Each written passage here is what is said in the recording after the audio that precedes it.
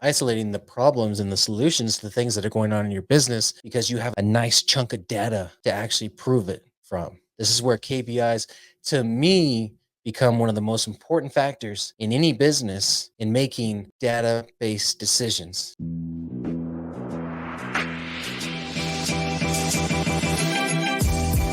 Great experiences build great leaders. Great leaders build great teams. This is Building Great Sales Teams.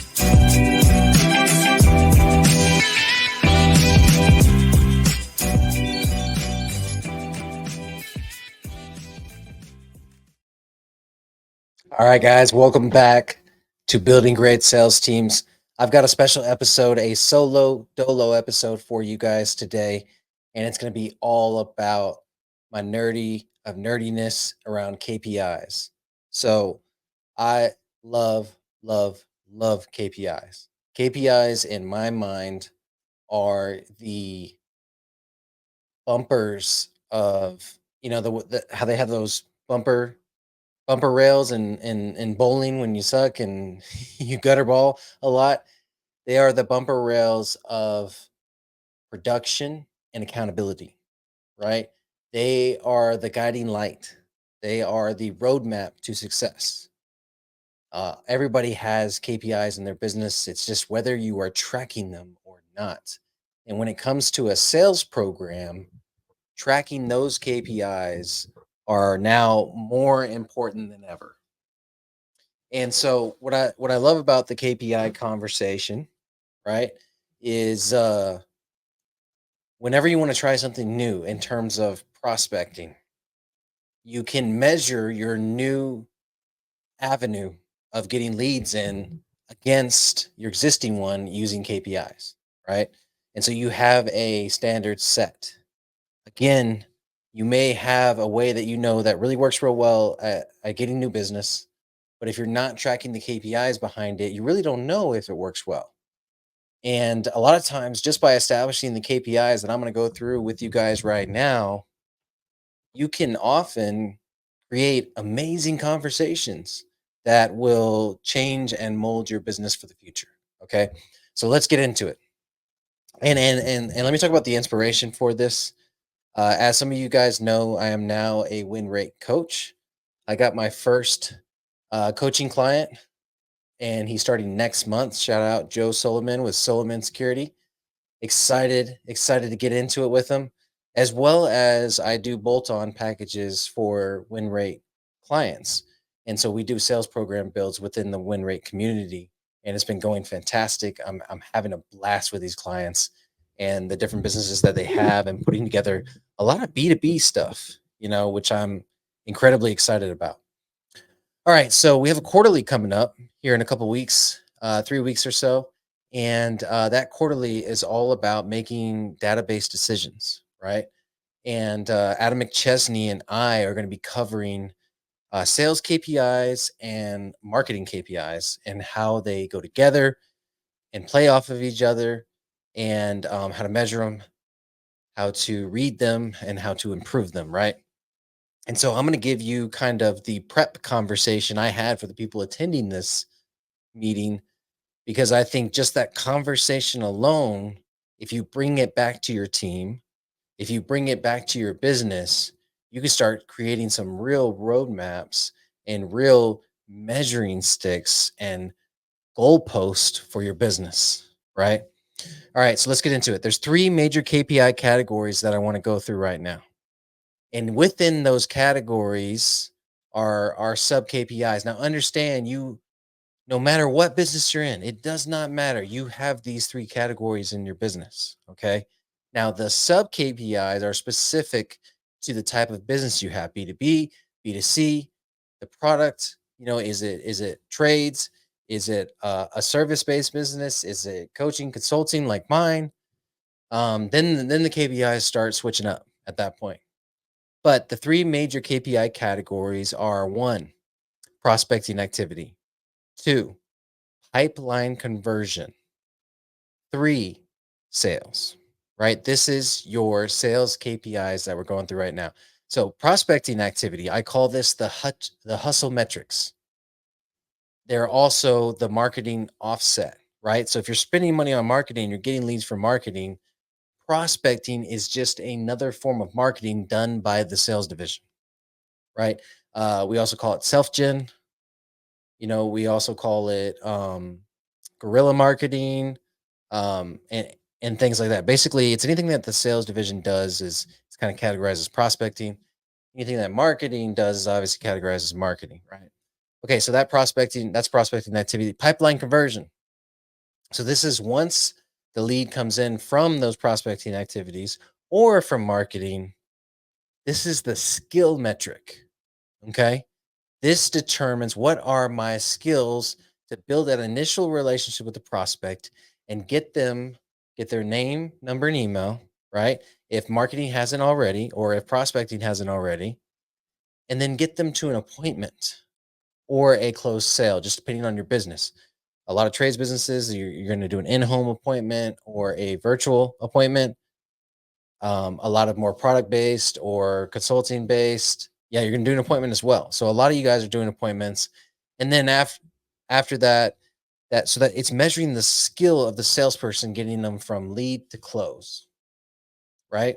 So that in my mind, the pipeline conversion is the skill metric. All right. The last one is the sales. That's the result metric. So this is the part to remember. Prospecting activities plus pipeline conversion equals sales. Okay. The amount that you hustle times your skills is going to equal sales. So understand that prospecting activity times pipeline conversion is going to equal sales, right? So how much work I'm doing to get the leads in or money I'm spending on marketing, right? To the pipeline conversion to the actual sales. All right. So that's the formula that we're working with here. All right. And so let me give you guys some examples and we'll start with prospecting activity. Obviously, the first example I'm going to give every single time because it's my OG, it's my original business, it's the sales org that I ran for 12, 13 years. Knocks. How many knocks are happening, right? That's going to show me the effort that's put out by the sales rep, right? And I'm going to give you guys some teasers that I didn't give the win rate group yet because I'm going to go meet with them in person and go through all this stuff. But knocks can be tracked by something as basic as a street sheet. This is an Excel spreadsheet printed onto a paper with knocks on there, conversations, qualified leads, closes, credit fails, whatever your pipeline is. Once you're out in the field, you put it on that spreadsheet. They fill it out every day, and that's how they're going to track that metric, right? But that requires um, Scouts honor. That requires integrity in every single sales rep, right? And what do we know? They're always going to want to seem like that they're working harder than they are, and that sometimes gets skewed, right? So a big step forward in the industry were apps like Spotio, Sales Rabbit, um, Canvassing or Canvasser. There's a whole bunch of canvassing tools that came out about a decade ago that we started using to where we could hold our teams accountable to what they were actually doing in the field every day, right? So that's where you get knocks, calls, emails, and messages. Those are all activity number one, right? So how many of those are they doing? Calls from the phone records or from the CRM. That's where we're going to get those emails from the CRM as well. And then messages obviously can be integrated through the CRM as well, right? And so the activity, that's activity one. That's the activity that generates the lead, right? Once we get the lead and then we make the appointment or we make first contact, at that point, it's activity two, which is follow up, which is going to be able to be tracked through the CRM or again, Scouts honor that you're following up with them, whatever the case is, right? And then activity three is going to be referral partners. And so remember that follow up isn't just on a lead that hasn't been closed yet. Follow up is on leads that have already been closed that you need to get referrals from, right? So we know that 70% of our activities should be time should be spent on activity one, 20% of our time should be spent on activity two, And then about 10% of our time should be spent on activity 3, which is the referral partners, right? I've gone through referral partner programs with you guys. I've gone through how to select that avatar. I've got a podcast coming out soon that's all about the synergy triangle. This is something I learned in Success Champions Networking that I'm a president for a local chapter of. So I definitely want to walk you all through that. And so understand these are all prospecting activities. The first one is Knox calls, emails, or messages. The second one is any type of follow up. And the third one is referral partners, right? These are all prospecting activities subcategorized into three things that make them up, right? And so when you look at like a B2B sales rep, they should be doing probably anywhere from 50 to 60 of these per day. When you look at an entry level B2C, which is an easier sell, they should be doing like 100 of these per day. And then when you look at like a high ticket, you know, long sales cycle, relationship type sale, then you're probably looking at anywhere from 30 to 40 prospecting activities per day, right? So you can kind of see how that works. The next piece is going to be your pipeline conversion. This is the skill metric. This is the sales training. This is the Andy Elliott and the Jeremy Miner and the Ryan Stewman type training that's going to come through this, right? And so I think Ryan Stewman's this can't catch. Jeremy Miner is all about body language and voice inflection and in the entry level part of the conversation, sounding confused. So all these skills that we can apply to pipeline conversions. The first metric that I'm going to track and that you should start tracking is prospecting activity to lead. All right. So how many leads am I getting from 100 pieces of prospecting activity, right? How many knocks does it take to get that first lead, which is name, number, and email? That to me, that is a lead, right? Once I get the name, number, and email, that's a lead. Now, they may not necessarily be interested in getting the service or the product today, but they are somewhat interested in getting it someday. And so, name, number, and email, that's prospecting the lead. And then the next one is lead to appointment. All right. How many of those people that are slightly or highly interested can I get into an appointment? Right. So lead to appointment. That's another conversion rate that I'm going to do the math on. All of these conversion rates, the latter is divided by the former. Right. So if I'm going prospecting the lead conversion rate, I'm going to divide the amount of leads I have by the amount of prospecting activities I did. That's going to give me the conversion rate. A good conversion rate is usually 5 to 10% on prospecting activity to lead. On lead to appointment, then you're looking at a good conversion rate being about 20%. So if I have 5 leads, name, number, and email, and I get 5 leads in one day and I convert 20% to appointment, that's pretty much like when I look at all my clients, that's a good conversion rate, right? Those lead to appointment is going to speak to my ability to build rapport, my soft skills. It's also, if it's coming from marketing, it's going to speak to the prospecting activity, right? If that lead is coming from marketing, I'm sorry, the lead's coming from marketing, it's going to speak to the lead quality. And so if I'm tracking my lead to appointment conversion rate, it's not just on the salesperson to convert those, it's also on marketing to make sure that those are good leads to be converted in the first place. Okay. And so if I have a history of tracking this and I change my marketing and all of a sudden my conversion rates on the sales side dive, I know the only thing that changed was marketing, right? If I have a track record of tracking this and marketing's not changed. I'm getting the same marketing, the same leads, but then my conversion rate dives. Then I know it's on the side of sales. That's they change something in their script. Maybe my salesperson is getting tired. They're going through the sophomore slump. Whatever the case is, I can start to see what's happening in my sales process and the numbers. I can start to matrix this shit a little bit. Just being honest. When I look at a scorecard, guys, it doesn't look like ones and zeros to me anymore. I can see pain points. I can see a lack of training. I can see a lack of accountability. I can see it all in that scorecard start to happen and start to come out of that data, right? I told you guys I nerd out on this stuff. I'm serious about this. All right. The next KPI we're going to do in pipeline conversion is appointment to closed, or in higher ticket sales, deposit, right? So appointment to close, deposit, both mean we are doing business, right? And this speaks to the sales rep's closing ability, as well as it continues to speak to the lead quality, right? Sometimes you'll see this appointment to close rate increase without the lead to appointment rate increasing, and without the prospecting to lead increasing. And the reason that this happens is the appointment to close increases one of two reasons: the closing ability of the closer is increased, or the quality of the leads has increased, right? And so this metric also speaks to lead quality. And then the last one, our favorite one, is closed to leads installed, because that usually means the bag is secure, right? And that is a pure quality metric at that point. Is a pure quality metric.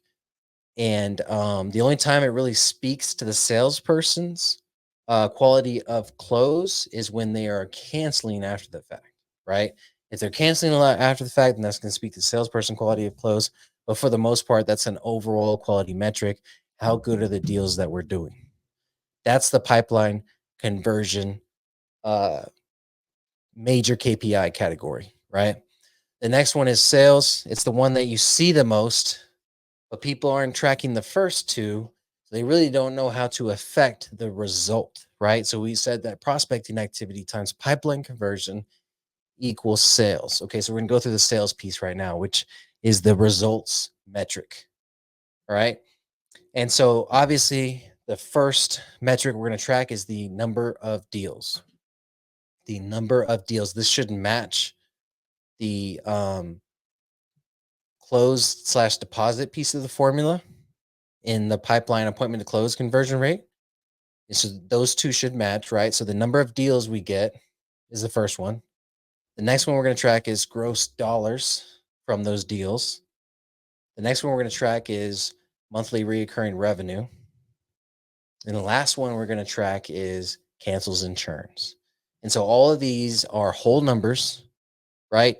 Now, if we really want to get nitty gritty with these, we can track dollar per deal, which tells us the quality of the deals that we're bringing in.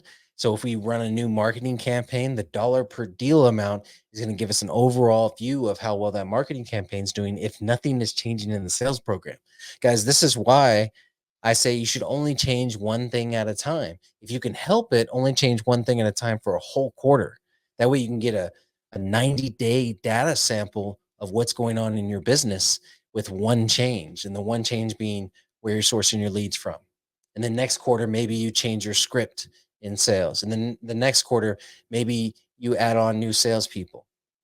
And you can start isolating the problems and the solutions to the things that are going on in your business, because you have a 90-day, a nice chunk of data to actually prove it from. This is where KPIs, to me, become one of the most important factors in any business in making data-based decisions, just like we're going to go over in the win rate quarterly coming up in a couple of weeks. Excited about it because this is my jam. I love talking about this stuff. So going back to the sales metrics, right? Monthly recurring revenue is another solid one. Cancels and churn is incredibly important. A lot of times your best closers have the lowest quality because they maybe put a little more pressure, they maybe put a little more finesse, they maybe make a little more commitments than they should. And so a lot of times, if we are tracking that metric, we will see per rep. And so all of these sales metrics, I mean, every activity I'm talking about should all be moved over to a scorecard and should be tracked per rep, per team. So if you have like an assistant manager and their team, so you can do it per team, per office, per market, per region, and you go from there. You guys understand how to start categorizing these and then holding the leaders for those subsets accountable to those scorecards at that point, or the individual sales rep accountable to their own scorecard. All of this together makes a beautiful scorecard that tells a hell of a story per sales rep.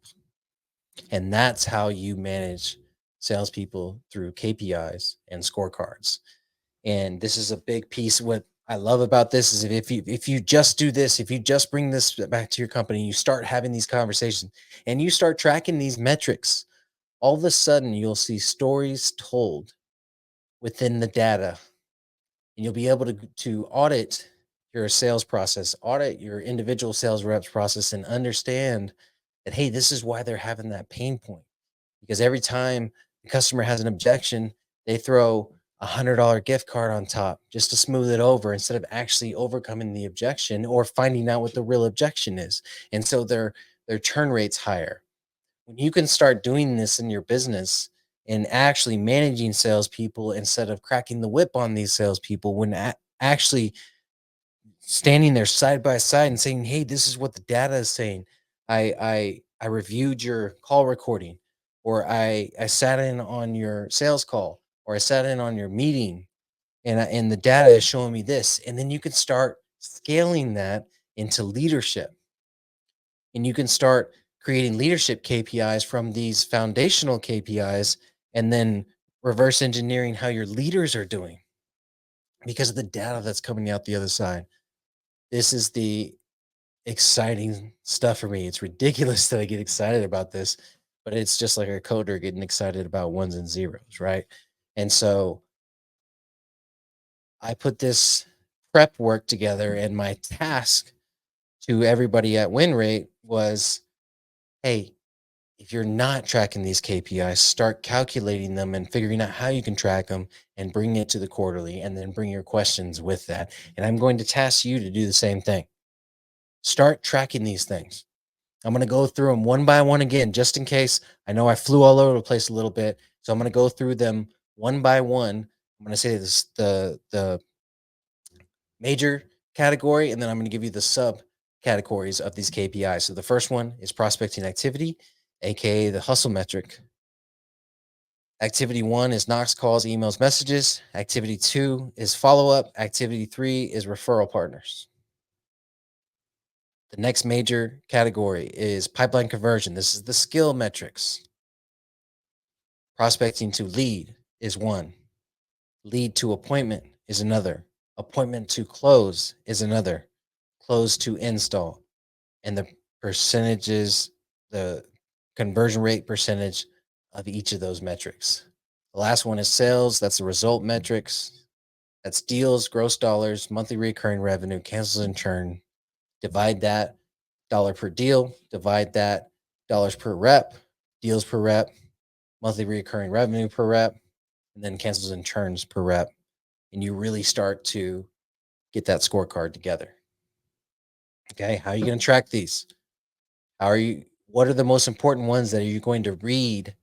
And if they are in the red, which the red is below the goal, green is above the goal if you're setting up spreadsheets, how are you going to recognize that? And then what is the issue that comes from that you discuss with your team? And then how do you improve them? How do I actually affect these things? And so I have several tactical episodes on how to do that. How do you increase your rep retention? How do you increase your dollar per deal? And so there's a lot of different ways to do that, but I won't get into it on the podcast today. As always, if you guys have any questions, any concerns about this, my time is valuable, but I want you to reach out, and I will do whatever I can to help you.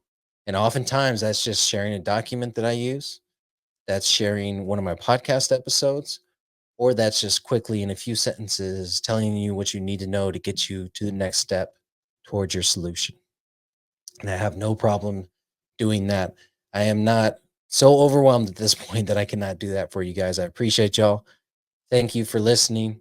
And as always, like, subscribe, and share this with someone that you think needs to hear it. If you're a salesperson, share it with your sales manager. If you're a sales manager, share it with your regional director. If you are the man in the company, above all sales, share it with your CEO, and you'll come up with a plan to create these scorecards for your individual reps so that when you have one-on-ones with them, you've got data to back up what you think they need. And you can go through it based on data, not based on emotions and feelings and assumptions, right? It's real data that's speaking to you. And whenever a rep sees that and sees your intention and your investment in them in bringing up these KPIs or hitting the mark on them, then you're going to really get something out of them because you probably just invested in them in a way nobody has. So, love you guys. Appreciate you guys. As always, let's get building.